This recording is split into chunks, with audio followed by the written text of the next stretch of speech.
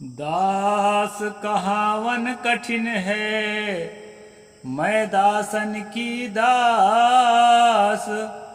अब तो ऐसा होए रहूं पांव तले की घास। नमस्कार दोस्तों, मैं अविनाश दास रेशनल कबीर यूट्यूब चैनल में आप सबका हार्दिक स्वागत करता हूं। साथियों, जैसा कि आप जानते हैं, अभी परम पूज्य सनात साहिब जी द्वारा रचित कबीर और रामानंद इस किताब पर जो है मैं स्ट्रीम कर रहा हूं। साथियों, मैंने एक साखी बोली है, दास कहावन कठिन है मैं दासन की दास। अब तो ऐसा होए रहूं पांव तले की घास। ये सदगुरु कबीर साहब की विनम्रता है। वो कहते हैं कि दास कहलाना इतना आसान थोड़े है, बहुत कठिन काम है।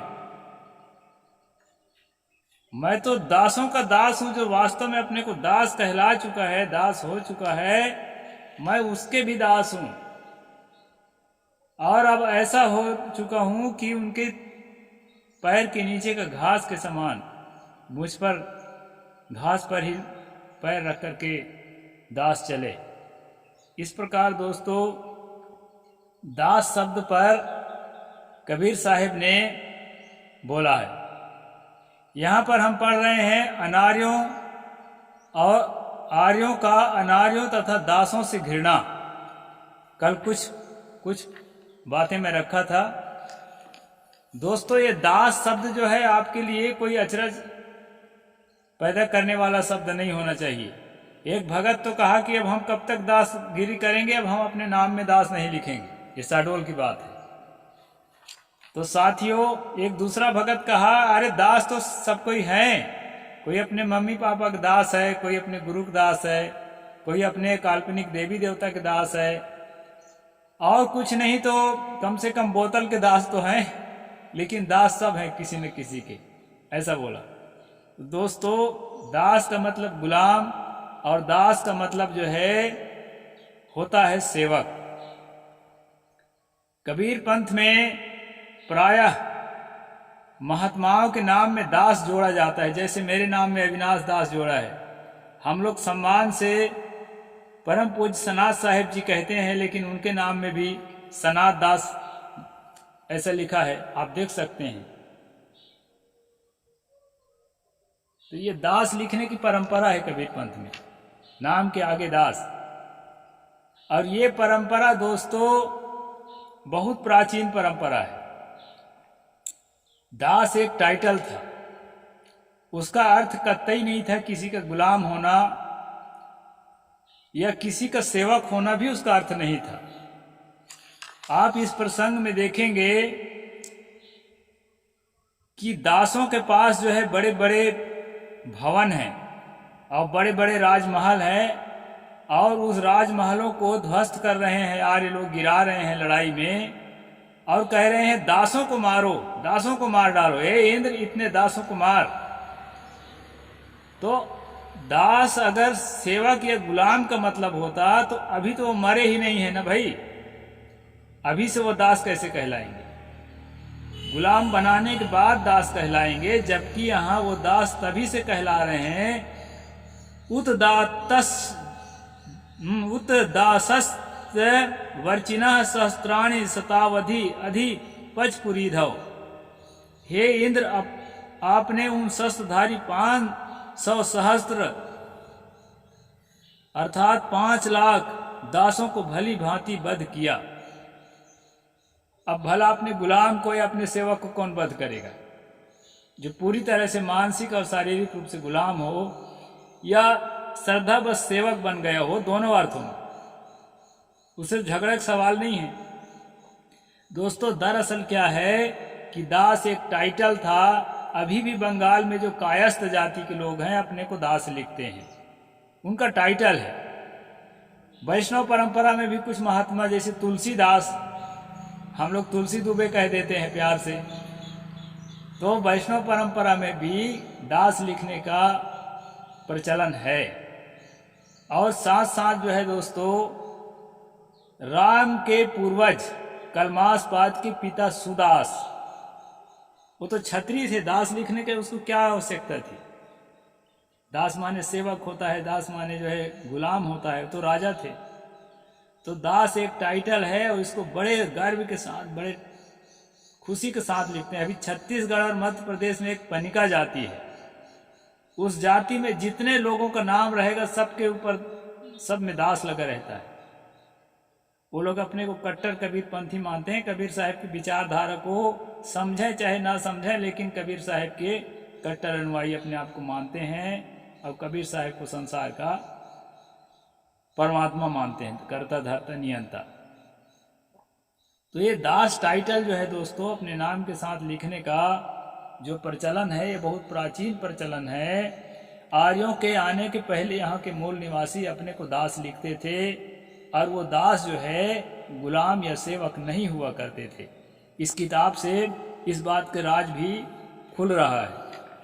तो मैं आपको याद आया तो बता दिया कि अनार का अर्थ भी जो है, ये लोग अनार शब्द दिए, लेकिन दास शब्द और दस्यु शब्द का अर्थ होता है चोर डाकू। तो चोर डाकू हो सकता है जब प्रताड़ित करने के बाद, शोषित करने के बाद, वंचित करने के बाद हमारे पुरखों के पास खाने का कुछ भी नहीं बचा हो, तो ऐसा भी करे होंगे भूख के लिए। अभी जो है, मैं ताज़ा समाचार में देखा वहाँ गाजा की वो पत्रकार थी, ब्रिटेन की पत्रकार थी। वो पत्रकार जो है, शायद कल उसको भी घायल कर दिए बदमाश लोग। वो पत्रकार जो है, बोतल में पानी, आधा लीटर की बोतल में पानी रखी थी।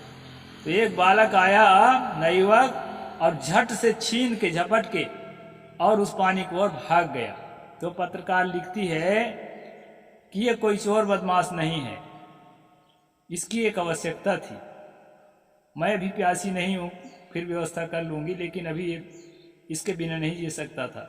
वहाँ पानी के लिए इतनी तबाही है दोस्तों, पानी के लिए, खाने के लिए जो है आम जनता इतना तबाह है। इजराइलियों को जो है ना, थोड़ा भी उनका दिल नहीं पसीज रहा है। हम मानते हैं हमास को जड़ से ख़त्म करना चाहिए, आतंकवादी संगठन है, लेकिन ऐसा नहीं है कि पूरे गाजा की पब्लिक ही हमास है।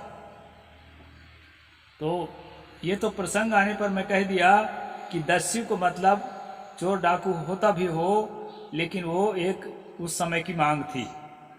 यूँ तो कहते हैं कि चंद्रगुप्त मौर्य भी सम्राट बनने के पहले डकैती करते थे, ऐसा भी लिखा हुआ मिला है।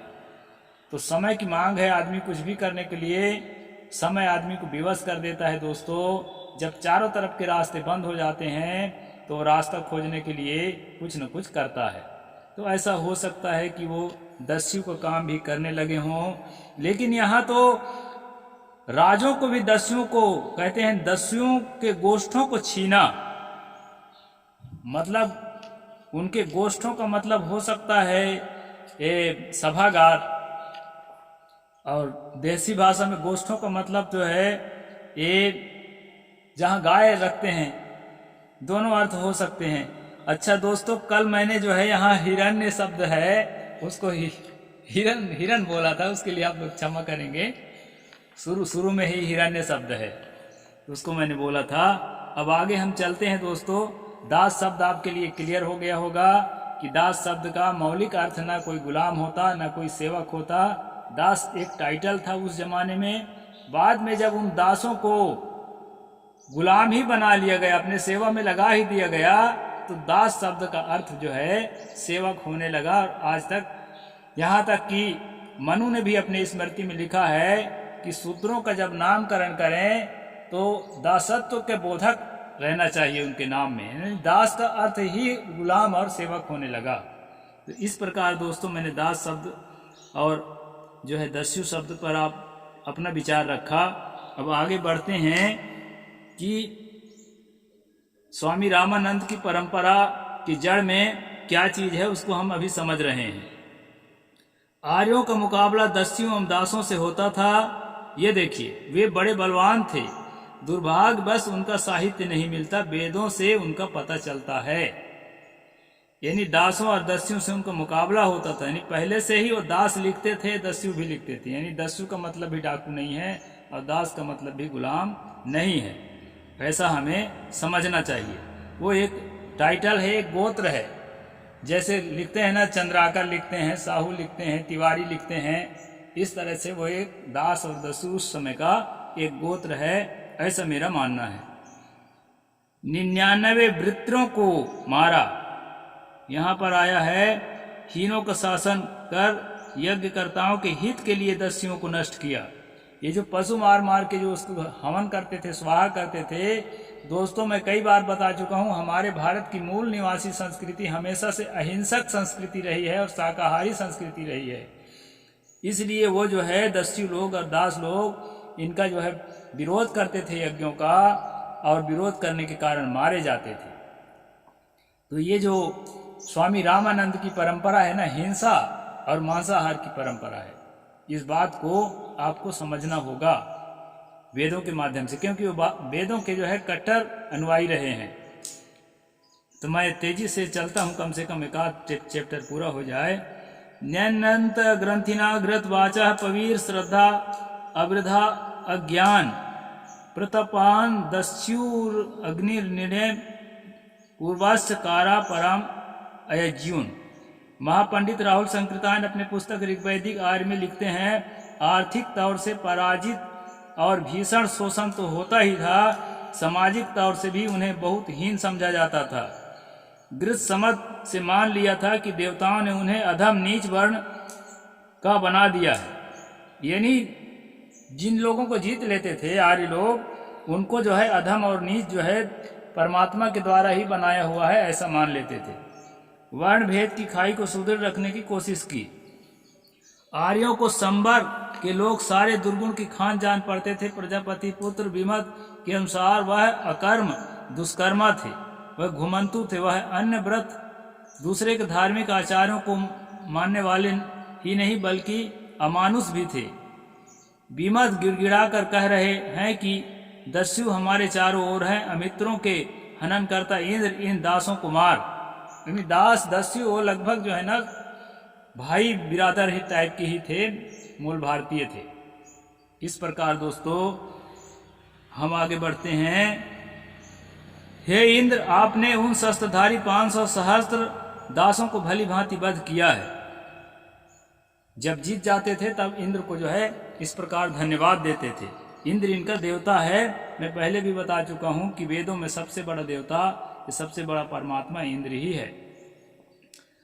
हे इंद्र, आपने दभीत के लिए अपनी माया का बल 300,000 अर्थात 3 लाख दास लोगों को शस्त्र द्वारा वध करके सुला दिया। हे इंद्र, आपने कुलितर के पुत्र संबर नामक दास को बृहद पर्वत के ऊपर से नीचे की ओर मुख करके वध किया है। इस तरह दोस्तों बेदर्दी से यहाँ के मूल निवासी दासों को आर्य लोग मार मार कर गिराते थे और उनसे घृणा करते थे, उनके लिए घृणित शब्दों का उपयोग करते थे। इस प्रकार से इस अध्याय में हमने समझा है।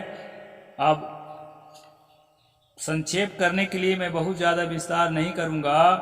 खास बात यह है कि स्वामी रामानंद की परंपरा हिंसक परंपरा है और जो है घृणा को जो है जस्टिफाई करने वाला परंपरा है। इसलिए जो है इस ऐतिहासिक सत्य पर पर्दा डालने के लिए आज बहुत कुछ लोग जो है इस प्रकार कहा करते हैं कि आर्य और अनार्य 2 जातियां नहीं थी, बल्कि आर्य शब्द का अर्थ श्रेष्ठ तथा भला आदमी है और अनार्य का अर्थ चोर, डाकू या जरायम पेशक लोग जो कि प्रजा को लूटते खसोटते उत्पीड़ित करते थे। इसलिए आर्य लोग उन्हें निर्मूल करना चाहते थे, किंतु विचार करने से यह बात सत्य नहीं ठहरती, क्योंकि उपर्युक्त मंत्रों से उदाहरण से अयजन, अवृत्ति, ब्रह्मदेशी, स्वधर्मान आदि शब्द आए हैं। ये इस बात को सिद्ध करते हैं कि जिनके लिए शब्द प्रयुक्त किए गए हैं वे जरायम पेशा के लोग नहीं थे। यहाँ पर आप देख सकते हैं कि वो राजे रजवाड़े थे, उनके किला ढहाए जाते थे और प्रजा पालक थे वो, और उनके पास प्रजा थी अपनी, तो कैसे उनको हम कहेंगे कि वो डाकू थे, चोर थे या जरायम पेशा थे। इस बात को साहिब जी ने यहाँ पर बताने का जो है प्रयास किया है। धार्मिक मतभेद था, वे आर्यों के धर्म को हीन समझते थे, उनके आचार्यों का अनादर करते थे तथा आर्यों से अपने को श्रेष्ठ समझने की स्पर्धा करते थे। क्यों न करे भाई, जो अहिंसावादी हैं, जो शाकाहारवादी हैं, वो तो मांसाहारी और हिंसकों से थोड़ा सा दूरी बनाने की कोशिश करेंगे ही, और ये दूरी बनाना जो है उनको बहुत महंगा पड़ता था और उनको अपने जान से हाथ धोना पड़ता था दोस्तों। तो उपर्युक्त वेद मंत्रों में लिखा है कि वे यज्ञ के विरोध करते थे, विविध प्रकार का अन्य यज्ञ में हवन न करके अपने ही मुख में हवन करते थे और यज्ञ करने वालों से स्पर्धा करते थे। इससे सिद्ध होता है कि लोग आर्यों के यज्ञों को बुरा समझते थे। अन्य आदि खाद्य द्रव्यों को अग्नि में स्वाहा करने के स्थान पर वे मनुष्य के मुख में ही हवन करना समीचीन समझते थे दोस्तों। ये है कबीर का मार्ग, और यही मूल निवासियों के मूल धारा को कबीर वहन करते थे। इसलिए यहाँ पर आपको समझना होगा कि रामानंद की जो परंपरा है एंटी कबीर है, और कबीर की जो परंपरा है एंटी रामानंद है। इस प्रकार से विश्वास रखने वाले मनुष्यों को जराइम पेश कहना द्वेष, दग्धता और हृदयहीनता के सिवाय और कुछ भी नहीं हो सकता। मूल भारतवासी और आर्य लेखक भिक्षु बोधानंद 75-76 यहाँ पर उद्धृत साहिब जी ने उद्धृत किया है और उद्धृत करके बताया है दोस्तों। तो आज हम समझे कि दास और दस्यु जो है कौन थे, वो मूल निवासी थे, और जो है उनका अपना टाइटल था, गोत्र था। बाद में उन शब्दों का अर्थ जो है घृणा व्यंजक बना दिया गया, और जो है गुलाम, दास और डाकू, इस तरह से अर्थ उसका होने लगा दोस्तों। इस अध्याय में हम लोग इतना समझ चुके हैं। अब कल जो है और आगे की बात मैं बताऊंगा। समय पूरा हो गया है, 1 मिनट ज़्यादा हो गया है। मैं 15 मिनट का डेडलाइन बनाया था, तो यहीं पर मैं पूरा करता हूँ। जो साथी सब्सक्राइब नहीं किए हैं सब्सक्राइब करें और अपने साथियों तक जरूर पहुँचाएं, और मर्म को जानें, हमारे इतिहास को जानें। साहिब बंदगी, जय जोहार।